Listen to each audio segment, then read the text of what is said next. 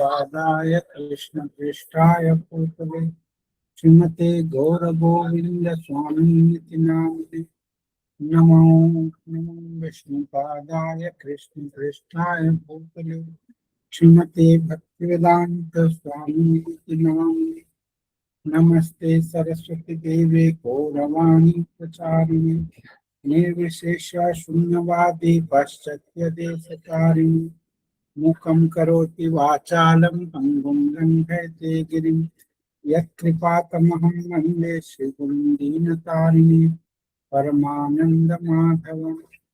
जय श्री कृष्ण चैतन्य प्रभु नित्यानंद श्री अद्वैत गदाधर शिवासादि श्री गौर भक्तवृंद। हरे कृष्णा कृष्ण कृष्ण हरे हरे हरे राम राम राम हरे हरे कृष्ण। हमें श्रीमद् भागवतम प्रथम स्कंद चैप्टर 9 विष्णुदेवंकर शरीर रक्षा भगवान कृष्णंकर प्रेजेंस रे बा उपस्थित रे एटा पढ़ुथिले। एठरा हम श्लोक संख्या 40 पढ़िबा अछि। भीष्मदेव प्रार्थना करछन्ति। पूर्व 39 रे हम कोन सुनिथिले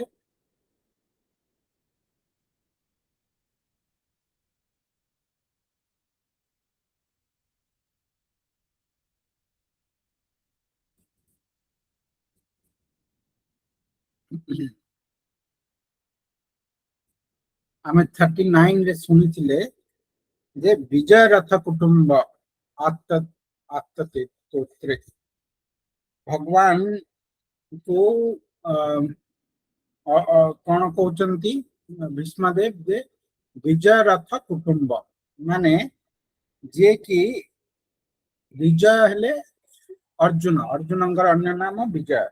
तो विजयंकर रथ को निजर कुटुंब बोलिकी ग्रहण करने और निज कुटुंब को रक्षा करने पाई लोक कौन न करती सेमती भगवान निजर भक्त विजय अर्जुन को रक्षा करने पाई सबु किछि कले। माने जोटा भौतिक जगत आगे जोटा कह कि ये बायस हेले बा ये माने कौन ना पांडव मानक पई अधर्म को प्रोत्साहन देले जमती कि भगवान केते जगह रे अर्जुन को रक्षा करने पाई रथ को तल को करदेले। जेतेले कर्ण तीर मारला भगवान तंकर पाद पके देले रथ ऊपर रथटा दबी गला माटी तले किछि।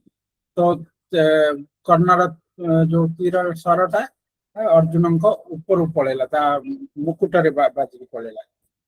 तो अर्जुन को आ किछि हेलानी सेमतिया जेतेले अर्जुन प्रतिज्ञा कर देथिले जे जयद्रथ को जदि मु न मारछि ताहले आत्मदाह करिवे बोलिकी। तो जयद्रथ को मारिबा पॉसिबल हेलानी काहे कि ना समस्त जयद्रथ को ही प्रोटेक्ट करथिले सो दैट अर्जुन मरि जाओ आत्मदाह कर बोलिकी।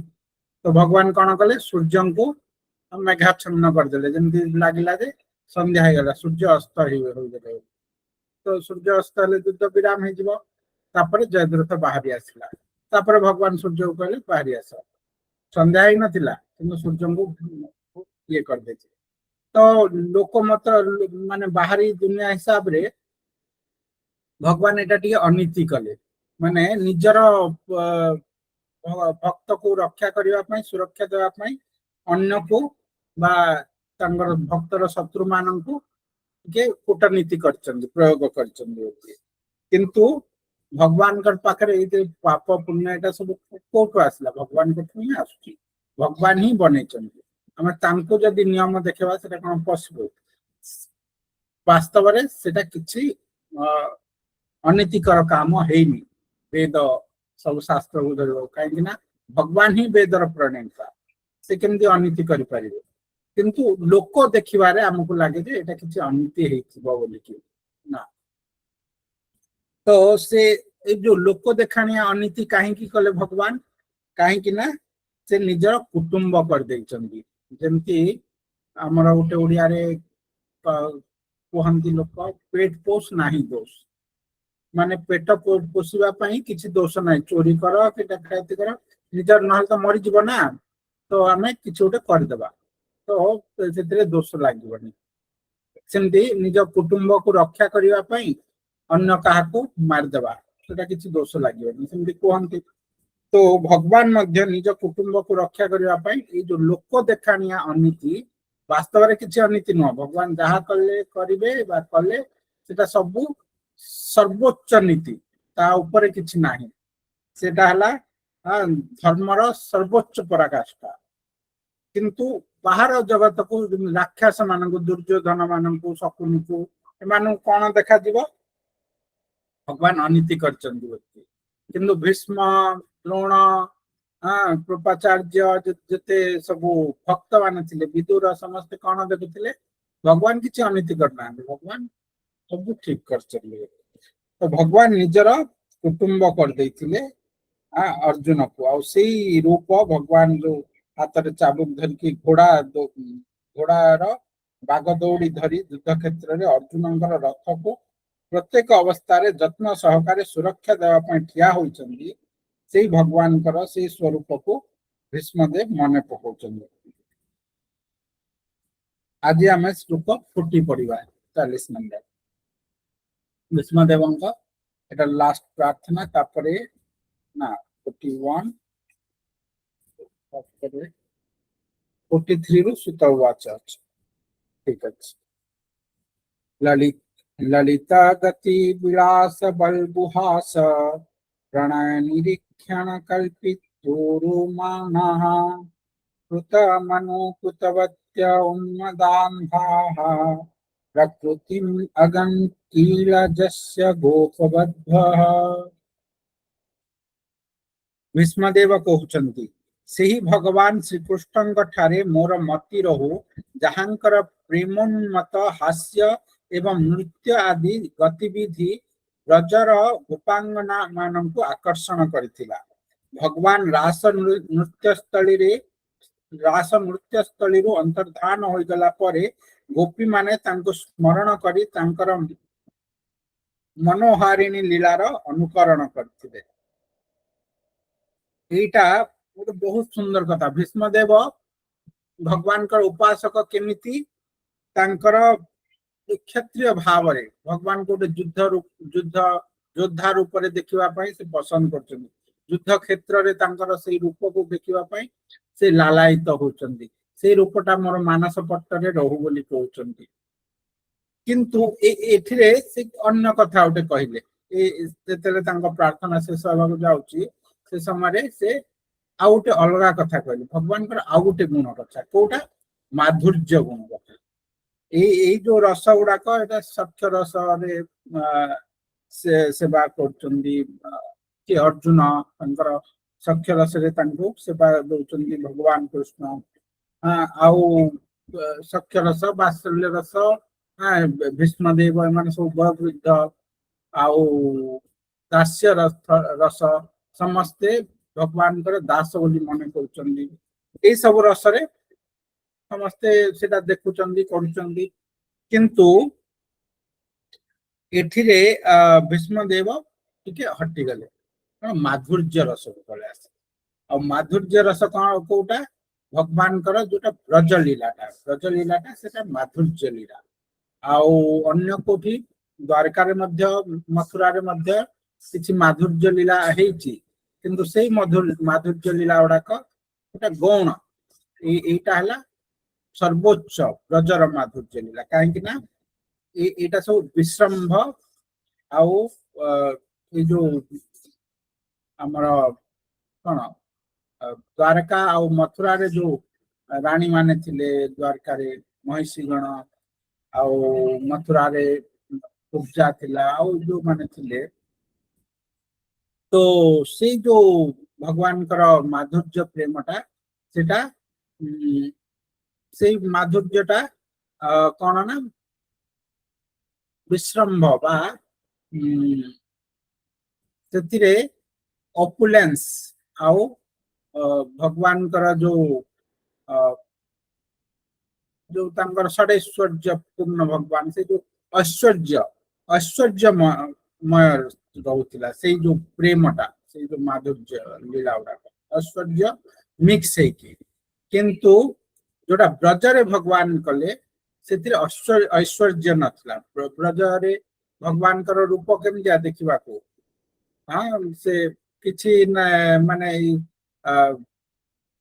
ପୁରା ଅଳଙ୍କାର ଜୋତା ଫୋତା କିଛି ପିନ୍ଧନ୍ତିନି ଖାଲି ପାଦରେ ବୁଲିବେ ଯେମିତି ଗାଉଁଲିଆ ପିଲା ଗୁଡାକ ବୁଲନ୍ତି ଗାଈ ଚରାଇବା ପିଲା ଗୁଡାକ ବୁଲନ୍ତି ସେମିତିଆ ଭଗବାନଙ୍କ ରୂପ ପୀତ ବସ୍ତ୍ର ଧାରଣ କରିଥିବେ ୟେଲୋ ଧୋତିଟିଏ ଆଉ ଗୋଟେ ଉତ୍ତରୀଟିଏ ଧରିଥିବେ ଆଉ ବଂଶୀ ଧରିଥିବେ ଆଉ ହାତରେ କେଉର କାନରେ କୁଣ୍ଡଳ ଏସବୁ ଥିବ ସୁନାର ସବୁ ପିନ୍ଧିଥିବେ କିନ୍ତୁ ବନମାଳାଟା ପିନ୍ଧିଥିବେ ବନମାଳାଟା ତାଙ୍କର ଆଣ୍ଠୁ ଯାଏ ଲମ୍ବିଥିବ ସେ ଯୋଉ ଗୋପୀ ମାନେ ସବୁବେଳେ ବନମାଳା ବନେଇକି ଭଗବାନଙ୍କୁ ପିନ୍ଧାନ୍ତି ଆଉ ସଖା ମାନେ ପିନ୍ଧାନ୍ତି ସମସ୍ତେ ତ ବନମାଳା ପିନ୍ଧିଥିବେ ଆଉ କନିଆରୀ ଫୁଳ ନାହିଁ ସେଟା ଦିଟା କାନରେ ଖୁଞ୍ଚିଥିବେ ଆଉ ମୟୂର ପଙ୍ଖ ସେଟା ଧାରଣ କରିଥିବେ ଆଉ ସ୍ମିତ ହାସ୍ୟ ଦଉଥିବେ ଏଇ ରୂପଟା ଯୋଉଟା କି ଆମେ କହିବା ଯୋଉଟା ଗାଉଁଲିଆ ରୂପ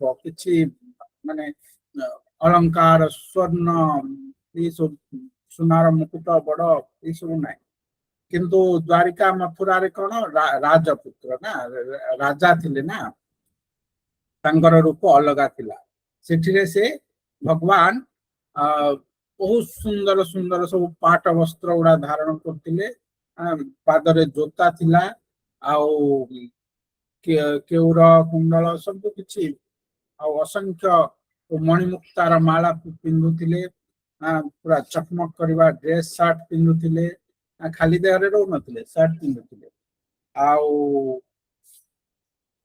ଏମିତି ସବୁ ତାଙ୍କର ରୂପଟା ଥିଲା ତ ଭଗବାନଙ୍କର ଏଇ ଯୋଉ ଦିଟା ରୂପ ଦିଟା ଡିଫରେଣ୍ଟ ଅଛି ସେଇ ଭଗବାନ କିନ୍ତୁ ଦିଟା ଡିଫରେନ୍ସ ଅଛି ତେଣୁକରି ଆମେ ଯୋଉ ରଥଯାତ୍ରା ମହୋତ୍ସବ କରୁ ତାର ଉତ୍ପତ୍ତିଟା କେମିତି ହେଲା ଯେତେବେଳେ କୁରୁକ୍ଷେତ୍ରରେ ବହୁତ ସଟଲ ପଏଣ୍ଟଟା କିନ୍ତୁ ତାର ଉଦ୍ଭାବନଟା ଏମିତି ହେଇଛି ଯେ କୁରୁକ୍ଷେତ୍ରରେ ଯେତେବେଳେ କୃଷ୍ଣ ଆସିଛନ୍ତି ସବୁ ଦ୍ୱାରିକାବାସୀ ମାନେ ଆସିଛନ୍ତି ତାଙ୍କର ପରଫରମାନ୍ସ ଚାଲିଛି ଗୋଟେ ଅସ୍ପିସିୟସ୍ ଦିନରେ ବହୁତ ବଡ ଯଜ୍ଞ ଅନୁଷ୍ଠାନ କରିକି ଆସିଛନ୍ତି ଆଉ ଇଆଡୁ ବ୍ରଜବାସୀ ମାନେ ଯାଇଛନ୍ତି ସେମାନେ ବି ସେଇଦିନ କୁରୁକ୍ଷେତ୍ରରେ ସ୍ନାନ କରିବେ ଏସବୁ ତ ଗୋପୀ ମାନେ କୃଷ୍ଣଙ୍କୁ ଦେଖିଛନ୍ତି କିନ୍ତୁ ସେଥିରେ ଗୋପୀ ମାନେ କଣ କହିଛନ୍ତି ଯେ ସେଇ ଏଇଟା ଚୈତନ୍ୟ ଚରିତାମୃତରେ ଅଛି ବହୁତ ସୁନ୍ଦର ଭାଗବତମରେ ଅଛି ଚୈତନ୍ୟ ଚରିତାମୃତରେ ବହୁତ ସୁନ୍ଦର ମହାପ୍ରଭୁ ଗାଇଛନ୍ତି ସେଟା ଯେ ରାଧାରାଣୀଙ୍କର କଥାଟା କଣ ନା ତୁମେ ସେଇ କୃଷ୍ଣ नो डाउट किंतु से कृष्ण बहुत से श्लोकटा बहुत सुंदर पराण धन पाइनु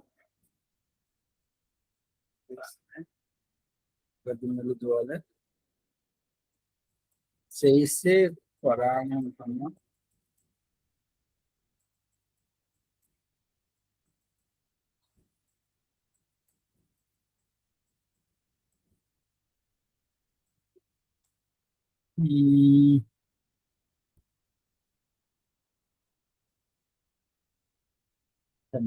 लीला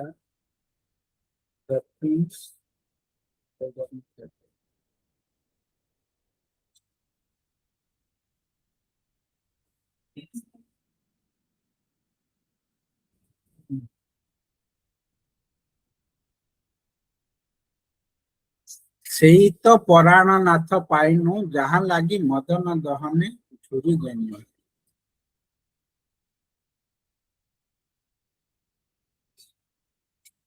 हाँ एटा द सॉन्ग रिफर्स टू एटा महाप्रभु गाउथिले महाप्रभु विरह भाव रे अछन ना राधा रानी भाव नेकी आछन राधा रानी भाव और कांति नेकी आछन महाप्रभु स्वयं कृष्ण आछन तो से गाउचंती सेई तो पराण नाथ पाइनु जहाँ लागी मदन दहने झुरी गेनु ସେଇ ପରାୟଣ ନାଥ ମୋର ପ୍ରାଣର ନାଥ ମୁଁ ପାଇଛି।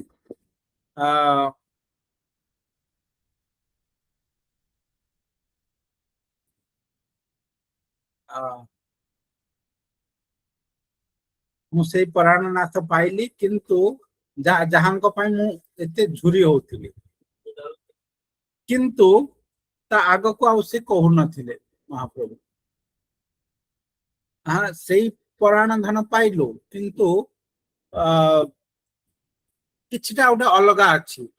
କଣ ନା ତୁମେ ସେଇ କୃଷ୍ଣ, କିନ୍ତୁ ଏଠି ବୃନ୍ଦାବନ ନାହିଁ।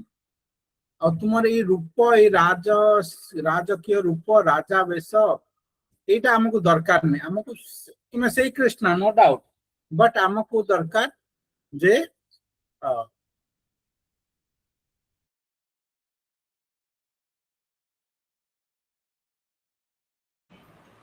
ଆମକୁ ଆମକୁ ତୁମେ ସେଇ କୃଷ୍ଣ, नो डाउट, ଆମେ ବହୁତ ଦିନ ପରେ ତୁମକୁ ପାଇଲୁ, କିନ୍ତୁ ସେଇ ଯୋଉ ଆମର ଯୋଉ ପ୍ରେମଟା ସେଇଟା ହଉନି। ମାନେ ତୁମେ ସେଇ କୃଷ୍ଣ, ବଟ୍ ଆମକୁ ଦରକାର ସେଇ ଯମୁନା ତଟ, ସେଇ ବୃନ୍ଦାବନ। ଆଉ ଆମକୁ ଦରକାର ସେଇ କୃଷ୍ଣ ଯିଏକି ତ୍ରିଭଙ୍ଗ ସୁନ୍ଦର ଲଳିତ, ଯାହାଙ୍କର ବଂଶୀ ଧରିଥିବେ, ଏଇ ଚକ୍ର ଶଙ୍ଖ ଚକ୍ର ଧରିନଥିବେ, ବଂଶୀ ଧରିଥିବେ, ମୟୂର ପଙ୍ଖ ପିନ୍ଧିଥିବେ, ବନମାଳ ପିନ୍ଧିଥିବେ, ଏଇ ମଣିମୁକ୍ତାର ହାର ନୁହଁ, ବନମାଳ ପିନ୍ଧିଥିବେ। ସେଇ କୃଷ୍ଣ ଆମକୁ ଦରକାର। ଆମକୁ ଏଇ ରାଜା କୃଷ୍ଣ ଦରକାର ନାହିଁ।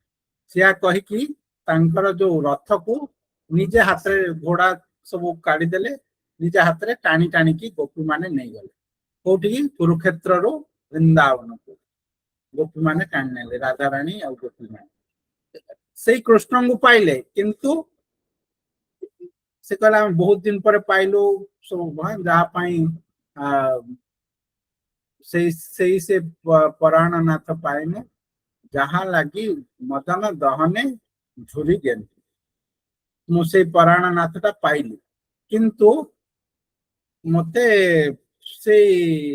ଏଇଟା ଦରକାର ନାହିଁ। ମତେ ସେଇ କୃଷ୍ଣ ଦରକାର, ସେମ୍ କୃଷ୍ଣ, କିନ୍ତୁ ମତେ ବ୍ରଜ କୃଷ୍ଣ ଦରକାର। ଆଉ ସେଇଟା କହିକି ସେମାନେ ନେଇଗଲେ ତାଙ୍କୁ। ସେଇଥିପାଇଁ ଆମେ ରଥଯାତ୍ରା ପାଳନ କରୁ ନା। ମହାପ୍ରଭୁ ସେଇଆ ଶିକ୍ଷା ଦେଇଛନ୍ତି ଆମକୁ। ତ ରଥଟାକୁ ଟାଣି ଟାଣି ନେଇଗଲେ ନିଜେ ହାତରେ, ତେଣୁ ଲୋକମାନେ ହାତରେ ଟାଣନ୍ତି ରଥକୁ ଜଗନ୍ନାଥଙ୍କ। ଏଇଟା ହେଲା କୁରୁକ୍ଷେତ୍ରରୁ ବୃନ୍ଦାବନ ଯାତ୍ରା। ତ ଏଇ ଯୋଉ ବ୍ରଜ ଲୀଳାଟା, ଏଇଟା ସବୁଠୁ ସର୍ବୋଚ୍ଚ ଲୀଳା। ଆଉ ସେଇଟାକୁ ବର୍ତ୍ତମାନ ଭୀଷ୍ମଦେବ କହୁଛନ୍ତି। ଭୀଷ୍ମଦେବ ତ ମାଧୁର୍ଯ୍ୟ ରସର ରସିକ ନୁହନ୍ତି, ସେ ତ କଣ ଭଗବାନଙ୍କୁ ଯୋଦ୍ଧା ହିସାବରେ ଇଏ କରୁଥିଲେ, ବାତ୍ସଲ୍ୟ ଦାସ୍ୟ ଭାବ ତାଙ୍କର। ତାହେଲେ ସେ ମାଧୁର୍ଯ୍ୟ ରସଟା କେମିତି ଆଣିଲେ? ଭାବାର୍ଥ କରିବା। ଶିଳ ପ୍ରଭୁପାଦ କି ଜୟ। ଭଗବାନଙ୍କର ପ୍ରେମମୟ ସେବାର ଚରମ ଆନନ୍ଦାନୁଭୂତି ଲାଭ କରି ଦିବ୍ୟ ଆନନ୍ଦ ସମୁଦ୍ରରେ ନିମଜ୍ଜିତ ହୋଇ ଗୋପାଙ୍ଗନା ମାନେ ଭଗବାନଙ୍କ ସହ ଗୁଣାତ୍ମକ ଭାବରେ ଏକ ହୋଇଗଲେ। ସେମାନେ ତାଙ୍କ କାନ୍ଧରେ ହାତ ପକାଇ ନୃତ୍ୟ କରିବାକୁ ଲାଗିଲେ। ଦିବ୍ୟ ପ୍ରେମରେ ଅତ୍ୟନ୍ତ ବିଭୋର ହୋଇ ତାଙ୍କୁ ଆଲିଙ୍ଗନ କରିବାକୁ ଲାଗିଲେ। ଭଗବାନଙ୍କୁ ପରିହାସ କରି ତାଙ୍କ ସମ୍ମୁଖରେ ସ୍ମିତହାସ୍ୟ କରିବାକୁ ଲାଗିଲେ ତଥା ପ୍ରେମମୟୀ ଦୃଷ୍ଟିରେ ତାଙ୍କୁ ନିରୀକ୍ଷଣ କରିବାକୁ ଲାଗିଲେ। ଏହା ନିଃସନ୍ଦେହ ଯେ ଭୀଷ୍ମଦେବ ଆଦି ମହାନ ଭକ୍ତଗଣ ଅର୍ଜୁନଙ୍କର ଭକ୍ତି ଭାବକୁ ଭୁରି ଭୁରି ପ୍ରଶଂସା କରିଛନ୍ତି, କିନ୍ତୁ ଭଗବାନଙ୍କ ସହିତ ଗୋପୀ ମାନଙ୍କର ଯେଉଁ ସମ୍ବନ୍ଧ, ତାହା ଅନିର୍ବଚନୀୟ ଅଟେ। ତାହା ଅଧିକ ପ୍ରଶଂସାର୍ହ, କାରଣ ସେମାନଙ୍କର ଭକ୍ତି ଅତ୍ୟନ୍ତ ପରିଶୋଭିତ ଓ ପବିତ୍ର ଅଟେ। ଭଗବାନଙ୍କ କୃପାରୁ ଅର୍ଜୁନ ଏପରି ଭାଗ୍ୟବାନ ଯେ ସେ ଭଗବାନଙ୍କୁ ଭ୍ରାତୃ ଭାବରେ ପ୍ରେମମୟୀ ସେବା ଅର୍ପଣ କରିପାରିଥିଲେ ଏବଂ ଭଗବାନ ସ୍ୱୟଂ ତାଙ୍କ ରଥରେ ସାରଥୀ ହୋଇଥିଲେ। किंतु भगवान केबे हेले अर्जुन को निज तुल्य शक्ति प्रदान करि नथिले केवल गोपीगण को भगवान से तुल्यता प्राप्त कराइथिले जीवनर शेष मुहूर्त रे किपरि सेही गोपी मानकर कृपा से प्राप्त हेबे सेइथिपाई भीष्मदेव गोपी मानक स्मरण करी प्रार्थना करुछन्ति भीष्मदेव तो विजय रथ कुटुंब सब अर्जुन समस्त को भगवान कर एति प्रार्थना कले किंतु से प्रार्थना जते शेष होगा को लागिला शेष रे कहार प्रार्थना करुछन्ति गोपीगण काहे ना जे पर्यंत शुद्ध सबुठु सर्वोच्च जो रसटा सबुठु सर्वोच्च जो प्रेमटा भगवान और भक्तर जो भक्तिटा कौन प्रेममय सेवा भगवान कर सेवा भक्त द्वारा किंतु प्रेममय तो से प्रेमर हाईएस्ट जोटा हाईएस्ट भक्ति जोटा सेटा हला गोपी माने राधा रानी तो सेटा जे पर्यंत प्रार्थना न करिवे से गोपी मानकर कृपा जे पर्यंत न पाइबे से पर्यंत कौन ये जो प्रेम रस रे धीरे धीरे धीरे धीरे आम जो आग को बढ़ुचे आम बढ़ी पार जमती या गुरुदेव बहुत लेक्चर सब अच्छी प्रेम प्रेमटा तो केबेठू आरंभ हो जाए जिते आमर अनर्थ निवृत्ति आसे तापर निष्ठा आसे सब अनर्थ छाड़ी हृदयटा सिंपल हो सिंपल हार्ट सरल हृदय हो किसी अनर्थ नथिबो किसी एंजॉयमेंट प्रोपेंसिटी न केवल कृष्ण भक्ति कृष्ण सेवा हृदय तो से जो अनर्थ सब चली गला तापर आसो आदौ फर्स्ट आदौ श्रद्धा आसला आदौ श्रद्धा तथा साधु संग श्रद्धा है साधु संग है साधु संग तापर भजन क्रिया है भजन क्रिया है तापर अनर्थ निवृत्ति है जिते आम भजन कले गुरु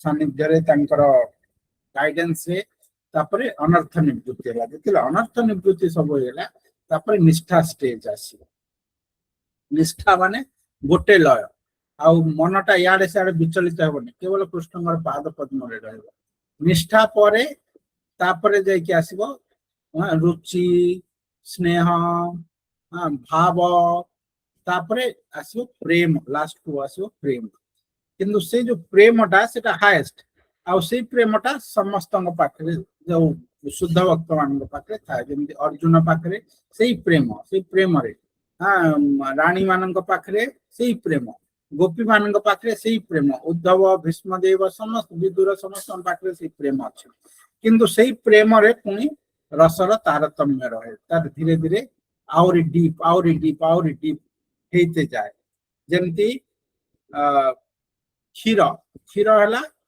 अमृत क्षीर को अमृत कह जाए तो क्षीर को जिते आम कौन गैस रे चढ़े उबालुचे से आउरी घनीभूत हो जाउची से क्षीर सेम क्षीर बट से घनीभूत होची हाँ लोभ धक धकी धीरे धीरे धीरे धीरे इंटेंस हो जाउची ए जो कृष्णंकर प्रेमटा इंटेंस हेते जाउची तो जो अर्जुनंकर भाव अर्जुनंकर प्रेम भीष्मंकर प्रेम विदुरंकर प्रेम भक्त मान प्रेम रानी मान प्रेम इतने तारतम्य अच्छी जोटा जो प्रेमटा आम विथ अपुलेंस ऐश्वर्य सहित मिक्स प्रेमटा सेटा प्योर शुद्ध प्रेम नुह प्योर शुद्ध प्रेम ऐश्वर्य न था ये जो आम कहले वृंदावन आउ ब्रजलीला आउ द्वारका मथुरा लीला रे जो डिफरेंस टा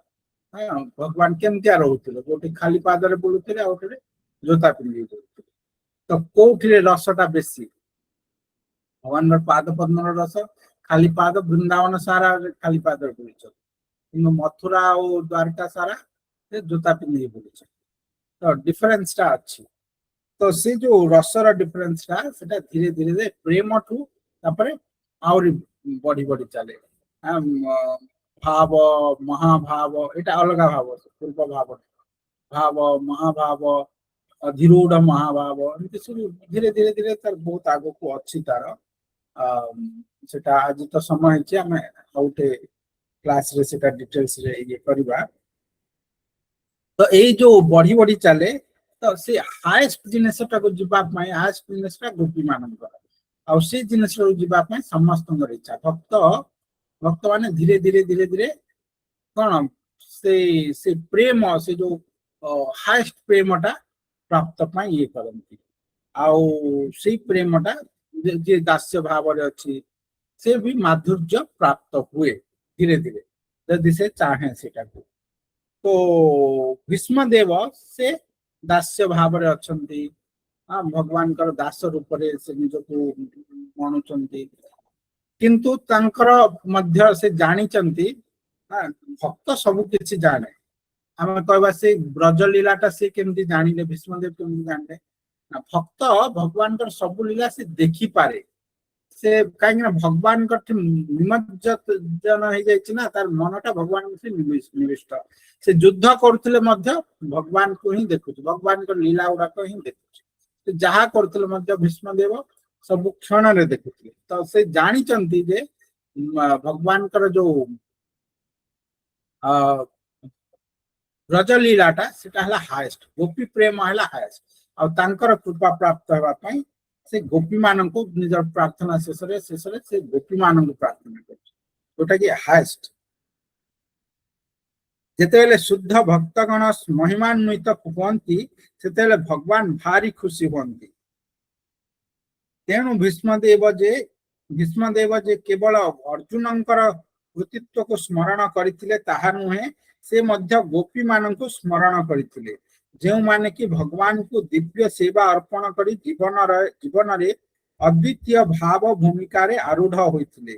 ଗୋପୀ ମାନଙ୍କର ଭଗବାନଙ୍କ ସହିତ ଯେଉଁ ଐକତା ନିକତା ତାହା ନିରାକାରବାଦୀ ମାନଙ୍କ ସାଜୁଜ୍ୟ ମୁକ୍ତି ନୁହେଁ, ଏହାକୁ ଏପରି କେହି ଭୁଲ ବୁଝିବା ଉଚିତ ନୁହେଁ। ଗୋପୀ ମାନଙ୍କର ଭଗବତ ତୁଲ୍ୟତା ପ୍ରେମ ଓ ଦିବ୍ୟ ଆନନ୍ଦର ନିଗୂଢତମ ଅବସ୍ଥା ଅଟେ, ଯେଉଁଠାରେ ବିଭିନ୍ନ ପ୍ରକାରର ଧାରଣା ବା କଳ୍ପନାର କୌଣସି ସ୍ଥାନ ନାହିଁ, କାରଣ ସେ ପ୍ରକାର ଅବସ୍ଥାରେ ପ୍ରେମୀ ଏବଂ ପ୍ରେମାସ୍ପଦ ଉଭୟ ପରମ ପ୍ରେମର ଗଭୀରତମ ପ୍ରଦେଶରେ ନିମଜ୍ଜିତ ହୋଇ ରହିଥାନ୍ତି। ଗୋପୀ ପ୍ରେମ ସେଟା ହେଲା ହାଏଷ୍ଟ। ଆମେ ପଢିଲେ ଏଇଟା, ଯେ ଯଦି କିଛି ବୁଝିପାରିନଥିବେ ପ୍ରଶ୍ନ କରିପାରିବେ। ଆଉ ଆମେ ଦେଖିଲେ ଯେ ଅର୍ଜୁନଙ୍କୁ ଲିଙ୍କ କରିକି ପ୍ରାର୍ଥନା କଲେ ଭଗବାନଙ୍କୁ। ପୂର୍ବରୁ ଆମେ ଦେଖୁଥିଲେ କାହିଁକି ବିଜୟ କୁଟୁମ୍ବ କହୁଛନ୍ତି, କାହିଁକି ଅର୍ଜୁନ ସଖା କହୁଛନ୍ତି ଭୀଷ୍ମଦେବ, କାହିଁକି ନା ଭକ୍ତ ସହିତ ସମ୍ବନ୍ଧ ଯୋଡ଼ିଲେ ହିଁ ଭଗବାନ ଖୁସି ହୁଅନ୍ତି।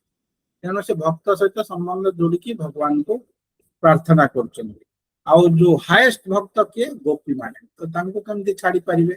ତ ସେ ଗୋପୀ ମାନଙ୍କୁ ନେଇକି ଏ ପ୍ରାର୍ଥନାଟା କଲେ ଯେ ଭଗବାନ ରାସ ସ୍ଥଳୀରେ ଗୋପୀ ମାନଙ୍କ ସହିତ ପ୍ରେମୋନ୍ମତ ହାସ୍ୟ ଏବଂ ନୃତ୍ୟ ଆଦି ଗୀତ ବିଧି ବ୍ରଜର ଗୋପାଙ୍ଗନ ମାନଙ୍କୁ ଆକର୍ଷଣ କରି ଭଗବାନଙ୍କର ଯୋଉଟା ହାଏଷ୍ଟ ଲୀଳା ସେଇଟାକୁ ସେ ପ୍ରକାଶ କରୁଛନ୍ତି। ଆଉ ଏଇ ଯୋଉ ଗୋପୀଙ୍କର ଯୋଉ ପ୍ରେମ ଏଇଟା ଦିବ୍ୟ, ଏଇଟା ଏଇ ସାଜୁଜ୍ୟ ମୁକ୍ତି ଏଗୁଡା ତା ସାମ୍ନାରେ ନଗଣ୍ୟ। କେହି ପଚାରନ୍ତି ବ୍ରହ୍ମା ପଦବୀ ମଧ୍ୟ ତୁଚ୍ଛ ମାନନ୍ତି ଯେ ଭକ୍ତ। ତ ସେଇ ଭକ୍ତ ହାଏଷ୍ଟ ହେଲା ଏଇ ମାଧୁର୍ଯ୍ୟ ପ୍ରେମ, ସେଇଟାକୁ ଭୀଷ୍ମଦେବ ପ୍ରାର୍ଥନା କରୁଛନ୍ତି। କାହାର କିଛି ପ୍ରଶ୍ନ ଅଛି କି? ଆଜି ଆମର ସମୟ ହେଇଛି।